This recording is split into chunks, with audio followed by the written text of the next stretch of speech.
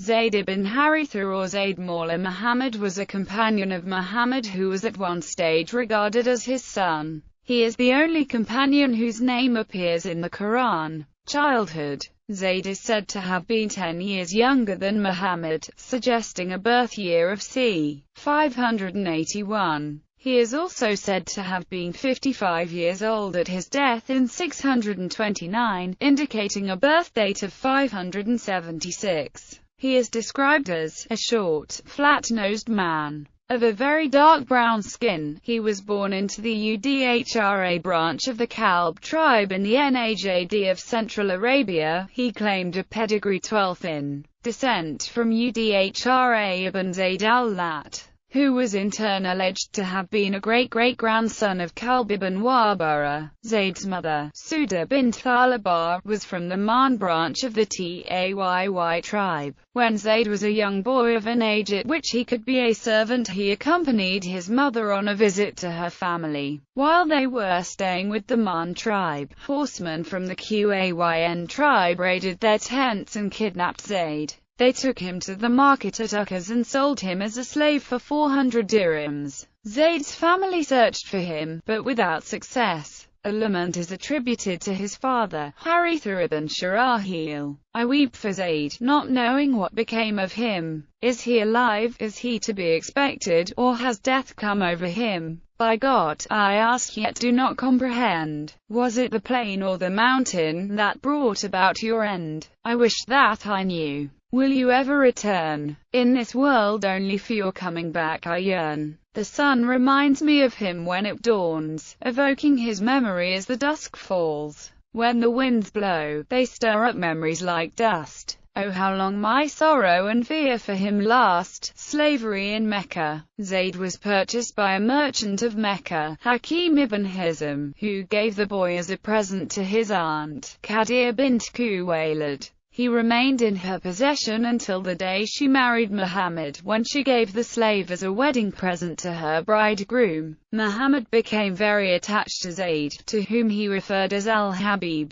Some years later, some members of Zayd's tribe happened to arrive in Mecca on pilgrimage. They encountered Zayd and recognized each other, and he asked them to take a message home. Carry a message from me to my people, for I am far away, that close to the house and the places of pilgrimage I stay. Let go of the grief that has deeply saddened you, and do not hasten your camels all over the earth. I live with the best of families, may God be blessed, from father to son, of Madd they are the noblest. On receiving this message, Zayd's father and uncle immediately set out for Mecca. They found Muhammad at the Kaaba and promised him any ransom if he would return Zayd to them. Muhammad replied that Zayd should be allowed to choose his fate, but that if he wished to return to his family, Muhammad would release him without accepting any ransom in exchange. They called for Zayd, who easily recognized his father and uncle, but told him that he did not want to leave Muhammad.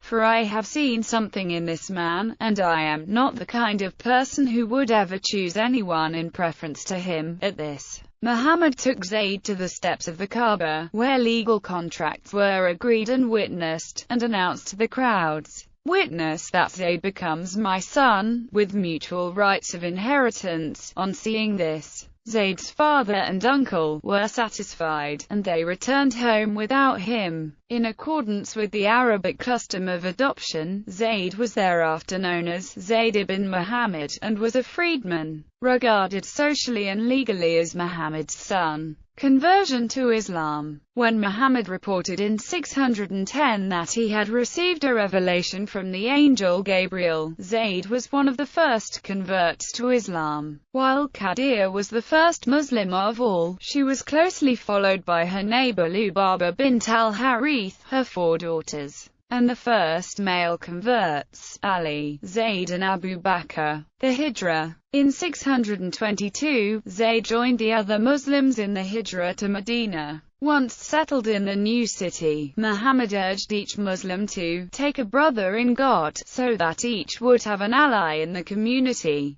Most of the emigrants were paired with a native of Medina, but Zayd was paired with Muhammad's uncle Hamza. Hamza accordingly trusted his last testament to Zayd just before his death in 625. A few months later, Muhammad and Abu Bakr sent Zayd back to Mecca to escort their families to Medina. The return party consisted of Muhammad's wife Saudah, his daughters Kulthum and Fatima, his servant Abu Rafi, Zayd's wife Baraka and their son Usama, Abu Bakr's wife Rumman, his children Asma, Abdullah and Aisha, and a guide named Abdullah ibn Urayqit, and Abu Bakr's kinsman Talha also decided to accompany them. Marriages and children. Zayd married at least 6 times. Dara bint Abi Lahab, a cousin of Muhammad. They were divorced. The dates are unknown, but Dara's 2 brothers were divorced from Muhammad's 2 daughters in 613. Ayman, Muhammad's freedwoman. They were married after Islam, and their son was born in 612. Humayma bint Safid, the widow of al-Bara ibn Mara, a chief in Medina. Al-Bara died in August or September 622, so the marriage to Zayd was presumably in or after 623. Zainab bint Jahsh, a cousin of Muhammad.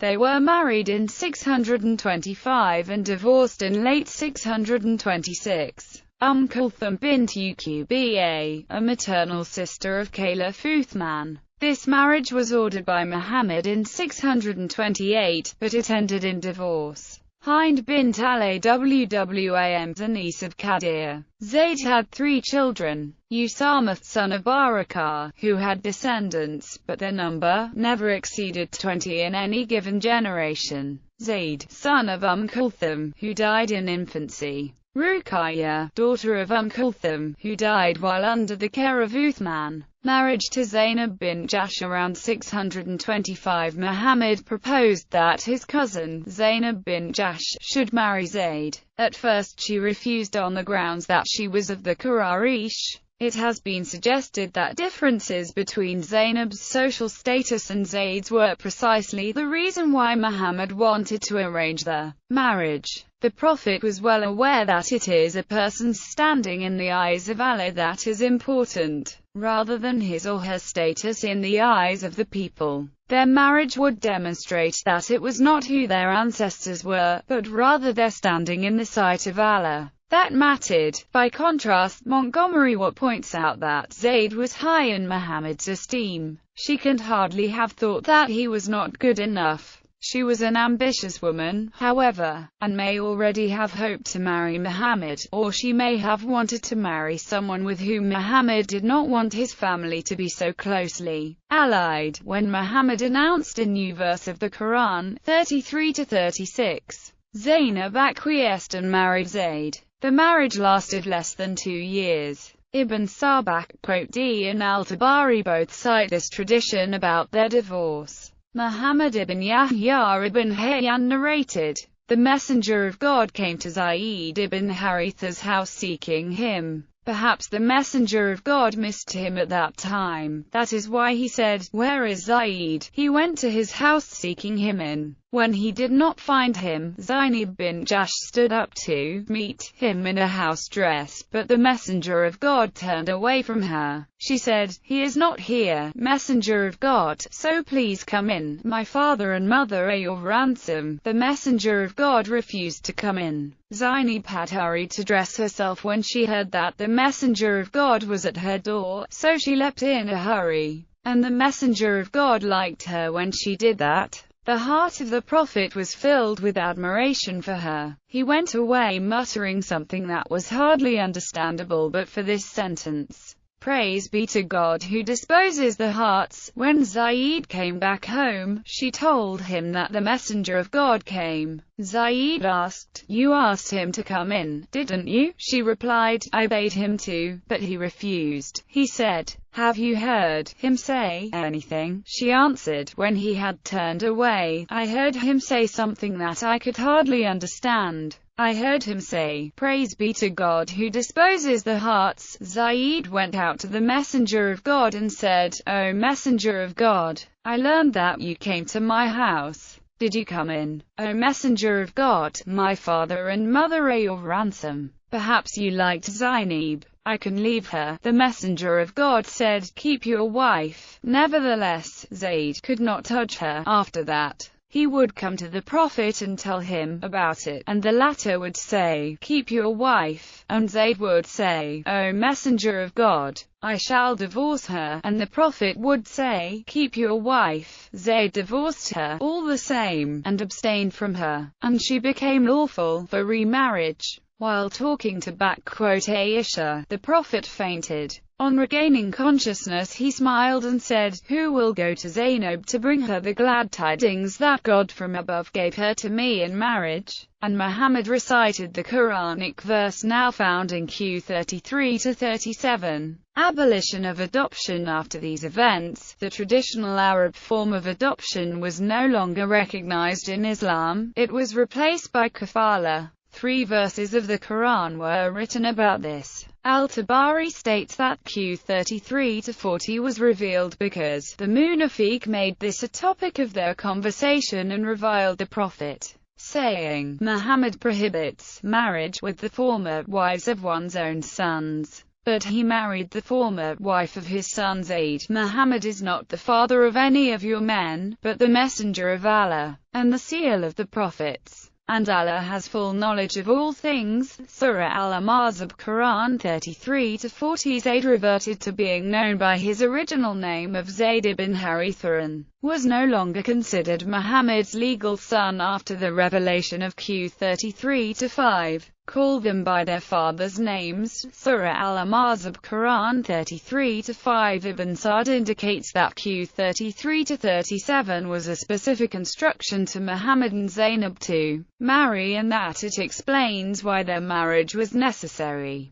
"Behold, thou didst say to one who had received the grace of Allah and thy favor, retain thou thy wife, and fear Allah, but thou didst hide in thy heart that which Allah was about to make manifest. Thou didst fear the people, but it is more fitting that thou shouldst fear Allah." Then when Zayd had dissolved with her, with the necessary, we joined her in marriage to thee, in order that there may be no difficulty to the believers in marriage with the wives of their adopted sons, when the latter have dissolved with the necessary with them, and Allah's command must be fulfilled. Surah Al-Ahzab, Quran 33-37. Military expeditions. Zayd was one of the famous archers among the Prophet's companions. He fought at Badr, Uhud, Trench and Khaybar, and was present at the expedition to Hudaybiyah. When Muhammad raided Al-Murisi, he left Zayd behind as governor in Medina. Zayd commanded 7 military expeditions. Al-Narada in November 624. He captured a caravan of merchandise, but most of the Meccan merchants escaped. Al-Jumum in September 627. Al-Is in October 627. At Tarif, a raid in the Najd region, on the road to Iraq. Wadi al-Karath. Zayd raided the area in November 627, but the Fazara tribe counterattacked, killing some of the Muslims.